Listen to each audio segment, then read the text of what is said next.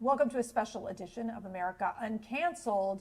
I'm Mercedes Schlapp along with Matt Schlapp. And Matt, I want to just dive right into this. Yeah. We know that President Trump has been arraigned today in a federal court in Miami. What's your sense so far of what you've seen in terms of the fact that you've seen a very active Biden DOJ taking such unprecedented actions against a former president? So obviously for 250 years, there have been multiple parties and a lot of political competition in America, but there was always this feeling that if it looked like you were politicizing your government power or your oversight or your prosecution power, you would step back and say, you know, that guy might be guilty, my political opponent might be guilty, but I'm not going to try to prosecute him because if I do, it just makes it look like I'm doing it for political reasons. And so we shied away from that for 250 years. And part of this Trump derangement syndrome and the Marxism, the socialism, the next step communism of the Democratic Party is they hate Trump so much. When they put a bad mark on you, it justifies anything. So like we've experienced this personally, but as soon as they can say you're racist, you're deplorable, you're irredeemable, as soon as they can say that, it justifies everything. So like they've thrown all the 250 years of conventions out the window. Nobody would be prosecuting Trump for sexual misconduct from half a century ago, or how he handled classified documents and accuse him of treason when he didn't like sit down with the head of the Chinese regime and go through these documents. It's all balderdash. It's all ridiculous. But just think about it. We've been around as a country we're trucking on to 300 years. We've never done these things. So I got to ask you, because 31 of the indictments were literally based on this Espionage Act, which is seldomly ever used. Yet when you look at the fact that Hillary Clinton had a server with classified information that was easily accessible to our adversaries, yet James Comey was like, oh yeah, that was bad, but you're going to be fine. I mean, talk about this double standard that we're seeing right now play out between what we've seen, how Biden and Hillary Clinton have been treated versus Donald Trump. All right, so James Comey said no reasonable prosecutor could go after Hillary Clinton. So what he said is they looked at all the array of laws, and they said no reasonable person would go after her, and that's why he didn't. So now you have an unreasonable prosecutor, this special counsel appointed by Merrick Garland, and he is doing the unreasonable thing and going after President Donald Trump. Now let's look at what happened. So like the Espionage Act is to prevent people from committing espionage against their country, from being traitors. And the whole thing is Hillary Clinton gave all of that classified information to our enemies, all of our enemies, whether it be Vladimir Putin or Xi in Beijing. They could all read her emails. Now, still, even saying that, I don't think Hillary Clinton is a traitor to her country. I think she was sloppy, and I think she was selfish, and I think she broke lots of laws, and she should have been prosecuted or held accountable for breaking those laws.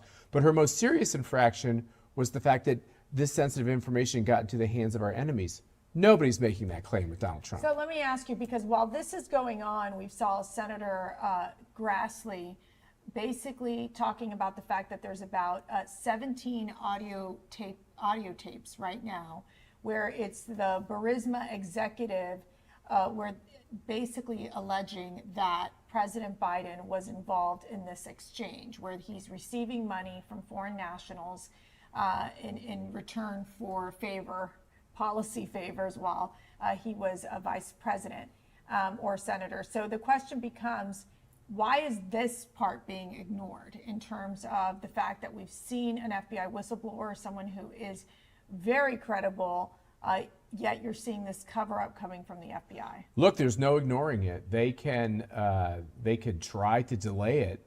The Biden administration, they can try to cover it up. But Charles Grassley is like the king of the whistleblower.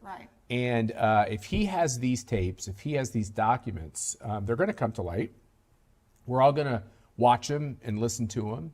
And if it's pretty clear that the Biden administration and the Biden family have been involved in payola, trading their government power for money, these are very serious crimes. So, they can try to delay it. And I would just say, yes, you should be anxious over the fact that there's now clearly a two-tiered justice system, but this is just a matter of time. And the more it's closer to Election Day, right, the harder it's going to be for Right. Biden to get out of this noose. Right, and the question becomes, is this election interference when you're talking about the Biden DOJ going after President Trump? I think that this is creating all sorts of problems that can complicate the presidential election. Your final thoughts before we move on? Just that, dark day in our country's history. I mean, the idea that a president, people like Bragg, the governor of New York, they ran for office on saying they were going to get Trump. So did they make something up to get him? Of course they did. This is all, George Conway is involved with that prosecution in New York. Same thing they're doing to the National Rifle Association. They ran for office saying they were going to shut down the NRA, and then they're finding any law to get rid of him. All these people have run for office, including Joe Biden, telling his supporters that, they'd get Donald Trump. They're going to do anything they can to get Donald Trump. And something we understand and others understand, it's all you too.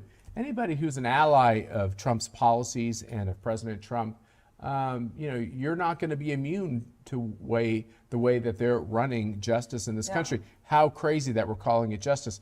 We should literally change the name of the Department of Justice. We should change it to the Office of Legal whatever, because it's not justice. It's just using lawfare to try to destroy us. Fund to We'll come up with a go catchy after name. Republicans, but you're right about that. It starts with Trump. It doesn't end with Trump. They'll go after other Republicans, including Ron DeSantis and several others.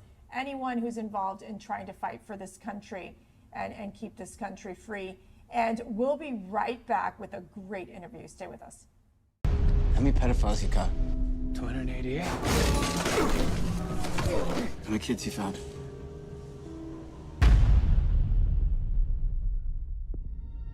It is the fastest growing international crime network that the world has ever seen. It has already passed the illegal arms trade, and soon it's gonna pass the drug trade. Because you can sell a bag of cocaine one time to a child 5 to 10 times a day. God's children are not for sale. How long you been doing this? 12 years now.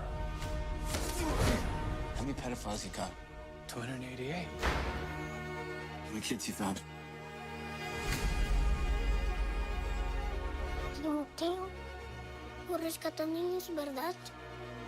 ¿Puedes ayudarme a encontrar a mi hermana? Te lo prometo.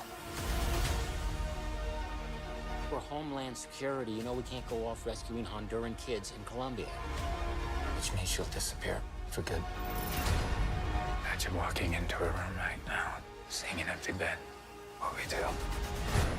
You quit your job, and you go and rescue those kids. So at this moment, she could be a block down the road, or she could be in Moscow, Bangkok, LA. She's a major operator. It's all rebel territory. No one goes in. Not the army, not the police, not us. What if this was your daughter? There's no Marine unit coming.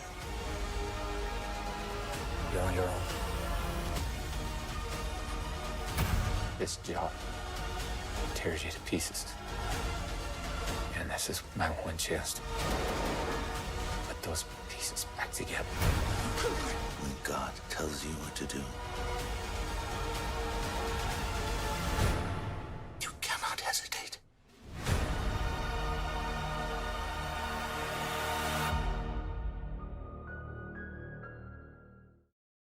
An estimated 2 million children are trafficked every year, and we can help them. Sound of Freedom is based on a true story about real-life heroes saving kids from the dark world of child trafficking. We know this is heartbreaking and it hurts to look at, but the first step in helping these children is hearing their story. Not enough people know this problem exists, and even fewer people are willing to do anything about it. Our goal is to inspire 2 million people to attend the film's opening weekend, to represent the 2 million trafficked children around the world. To spread the word, Angel Studios set up a Pay It Forward program where you can pay for someone else's ticket who might not otherwise see it. If the ticket price is stopping you from attending, Claim your free ticket at angel.com/freedom. Sound of Freedom opens the week of July 4th. Every parent, every adult, and every teenager in America should be there to see it. If millions of us come together today to see this film, we could propel the movement to help save millions of children around the world. And you can send the message that God's children are no longer for sale.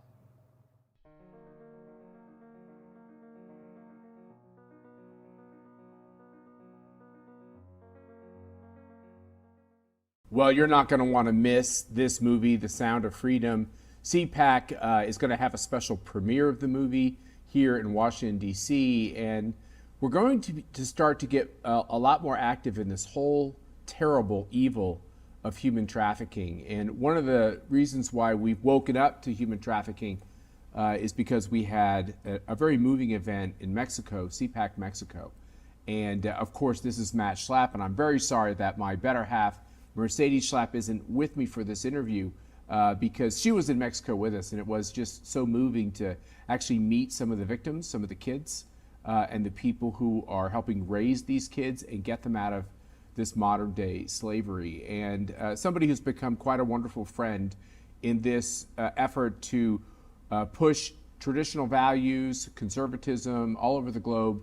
But he has a special heart, obviously, for doing that in his home country of Mexico. It's the president of CPAC and the producer of this movie, my friend Eduardo Verástegui. Eduardo, thanks for being with us again. Matt, thank you so much. It's an honor for me to be here with you. Thank you for this interview. So CPAC Mexico, pretty amazing, right? Wow.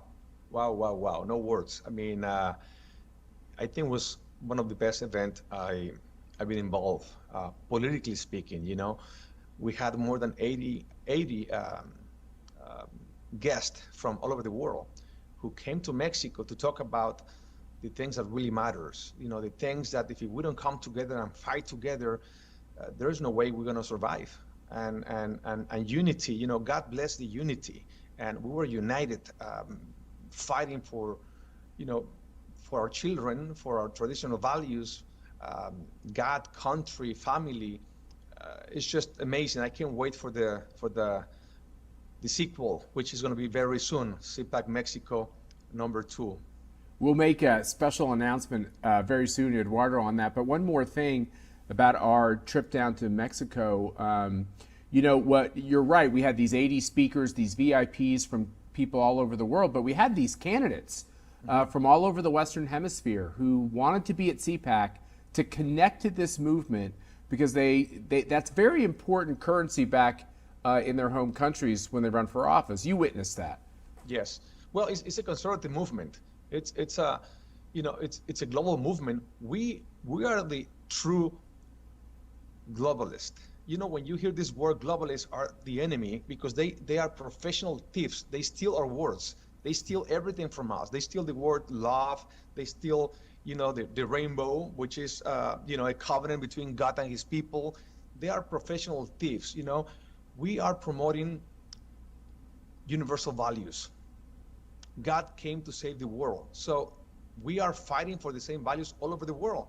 So only if we come together, we will succeed. Otherwise, you know, that's why they're winning these battles, you know, but wait until we come together. And CPAC it's the hope that is given to the world for us to come together in one voice. So thank you, you, your wife, Mercy, and everyone that is involved in CPAC, because you guys are changing the game, not only in America, but in the whole world. And as I always mention, you know, I'm very, very grateful to this country for opening the door to my dreams. This nation has been such an amazing blessing in my life. God bless America, God bless Mexico, God bless the world.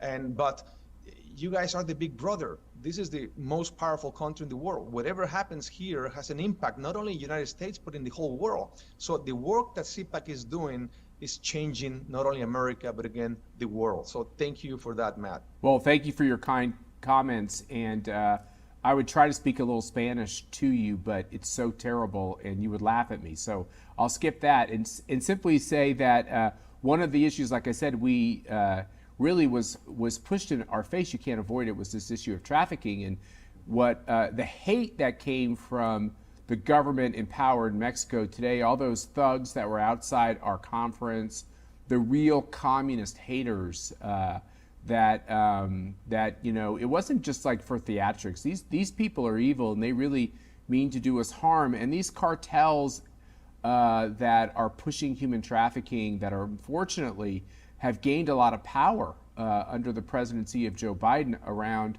our shared border. Tell us a little bit of the story of human trafficking and how your heart was affected by it.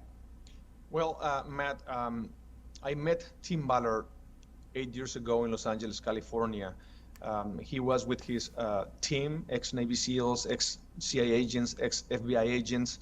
And when I met with them and I learned what they were doing, these guys, they travel around the world undercover, rescuing children that are kidnapped for sexual exploitation. These kids are being raped. I mean, when I say children, I'm talking about 5, 6, 7-year-old children. These kids are being raped 10 to 15 times a day for many years. And after many years, they open them and they sell their organs. That's the second business, the black market of organs traffic. Of course, I couldn't sleep. I was depressed. It was very sad. I couldn't sleep for a few days. And I remember when Tim saw my face, when he was telling me all these things, and he said, Eduardo, it's very sad. It's very sad what I'm telling you. But you know what, man? It's more sad now that you know it if you do nothing. Yeah. I knew at that moment, Matt, I knew that a new mission was giving birth in my life. You know, my heart was on fire, my soul was on fire. And I asked to myself, what can I do? And I asked God, what can I do? I want to end child trafficking. What can I do? I have a weapon. I have a weapon of mass instruction and inspiration, film. Well, I'm going to make a movie because movie moves people. And I asked Tim, this is a global problem. I learned that from you, okay? Especially US and Mexico. US this is very sad, but it's the truth. US is the #1 consumer of child sex in the world. Mexico is the #1 provider in the world. So I am Mexican. I love my country. I love the United States. It's like having a father and a mother, right? You love them both. US changed my life. I promised to God and I promised him that I will dedicate my entire life to end child trafficking. But first, we need to raise awareness because I asked him, okay, America, #1 country in the world. You have the army, you have the intelligence, you have the technology, you have everything. How come we don't finish with this problem? And Tim Ballard looked at me and he said, because it's not priority. Because there is not a priority. That problem is not a priority. How can we turn this into priority? He said, we need a movement. We need a movement where everyone knows that this is real, because a lot of people, they don't even know that this problem exists, Matt. So how can they become a solution if they don't even know that this problem exists in the first place? So we need to raise awareness first, because a lot of people, they think that this is too far from them. This is far, far, far. No, it's next door. It's behind your house. It's everywhere, and it's growing and growing and growing. We're talking about $150 billion business every year. If we don't do something now, Matt, everyone, you, me, everybody that is watching this interview, if we don't do something now, the pain of these children will hurt us, will reach out to all of us. Then we will be living a nightmare that is going to be very hard to wake up again if we don't do something now. The good news is we're doing something. We make this movie, 8 years of work for 2 hours of your time. You're doing something now. You're doing this interview. We're putting together a big event in Washington, which is going to be on the 20th. And I hope many people will come. And I hope that when people leave the theater after watching this film, they will leave not only entertained, but they will leave moved, wanting to love more, wanting to forgive more, wanting to judge less, wanting to become the heroes that they're going to be watching this film. This film is not only about Tim Ballard or Jim Caviezel, who plays Tim Ballard, or myself, the producer of the movie. This movie is about the children. They are the real heroes. When you see this film, you will understand what I'm saying. Rocio and Miguel, these two children, brothers, they help each other. They put everything that is in their hands to help each other to save their lives. And they're like a beautiful model of millions of children that they represent, that right now, as we speak, they're being raped 10 to 15 times a day. We need to do something. You know, the first thing I thought about, the first thing, Matt, that came to me when I learned about what Tim Ballard was doing was this. I thought to myself, what if this is my child? What if this is my child? What would I do? What would I do? I will stop everything that I'm doing. I will hope that the world will stop everything they're doing and help me to find my child. That's my motivation. One child at a time. That's my motivation. 8 years of work. I will dedicate my entire life to end child trafficking because God's children are not for sale. God's children are not for sale, Matt. Los niños de Dios no están a la venta. Yeah, no, that's exactly right. And when you meet these kids, as you have taken a lot of people to go see what's actually happening in these kids' lives. I'll be honest with you, you could almost completely lose hope, because like, how could a kid recover 5, 6 years old, being sexually exploited, being abused, sometimes their own family members, oftentimes their own family members sell them into this modern day slavery. But there are beautiful stories of kids that come out of this. We had one young woman who was at CPAC recently in Washington, D.C., our most recent national CPAC, and I got to talk with her, and she's starting anew, she's starting afresh with the love of God and compassion of people like yourself. There are these stories of people that come out of this and put their lives together. There is hope, Matt. There is hope. There is hope when you meet people like Tim Ballard. There is hope when you meet people like you and Mercy and what CPAC is doing. There is hope when you meet real heroes, not like science fiction, Superman, Batman heroes. No, real heroes that are willing to give their lives for others, that are willing to serve, humanity, because we believe that we are all brothers and sisters. And as I mentioned before, only by working together we can end this nightmare. I love Mexico. I love America. We're not just neighbors. We're brothers and sisters. We can end this through a bilateral effort if we become one. And that's what you and I represent. That's why we are coming together to fight this battle.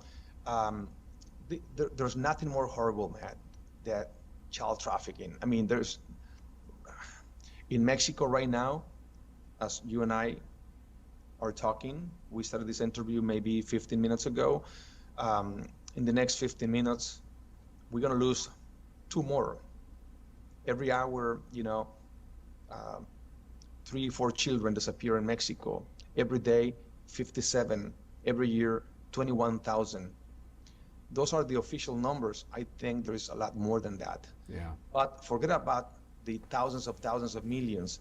One child, that could be your daughter, your son, What would you do if this is your daughter? I mean, don't wait until this tragedy comes to you to wake up. Wake up now. July 4th. I am just, this is a miracle for me, because 8 years of obstacles, 8 years of working. Since day one, when I met Tim, I shared with my friends, this is my next project. No, don't do that. Don't do that. This is too dangerous. I'm thinking, too dangerous. You know what? It's more dangerous not to do it. That's right. What if this is your son, brother? No, we have to do this. 8 years of work for 2 hours of your time, which is what the movie lasts. And now, finally, it's open all over the country on July 4th. Why July 4th? Because what are we celebrating in July 4th? Independence Day, right? Freedom. Okay, it's okay to celebrate freedom with one hand, but with the other hand, there's a lot of kids in the world and here in America that they're not free. Yeah. They're slaves. There's more slavery today than when slavery was legal. We can't just forget about them and just celebrate freedom like, everyone is free in America. No, there's a lot of people that are not free. We need to do something. And we can do something very easy, because we already did, a very difficult thing, which is to make a movie, put a movie together, and put it out there in theaters. It's going to be in every theater in America. Amazing. All you need to do is just go and see the movie and share the message with everyone. So, Sound of Freedom, if you want to come see it in Washington, D.C. at the Museum of the Bible, get in touch with us here at CPAC. You know how to get a hold of us, and we'll put it on the screen. And it's not just seeing the movie, as Eduardo says. That's just the first step. The first step is watching this amazing film and realizing what is being done to combat human trafficking. But then CPAC's going to tap you on the shoulder, and Eduardo will as well, and get you involved. We're starting a new center at CPAC to combat human trafficking. The reason is because we have these events all over the globe, and it's in our face. This evil is everywhere. And the open Joe Biden border is making this issue much, much, much worse. people like Eduardo understand that. So help us do many things at one time. Have a nation, the nation of Mexico, the nation of America, with borders that are secure so that people in the cartels and evildoers can't destroy the innocence of our children.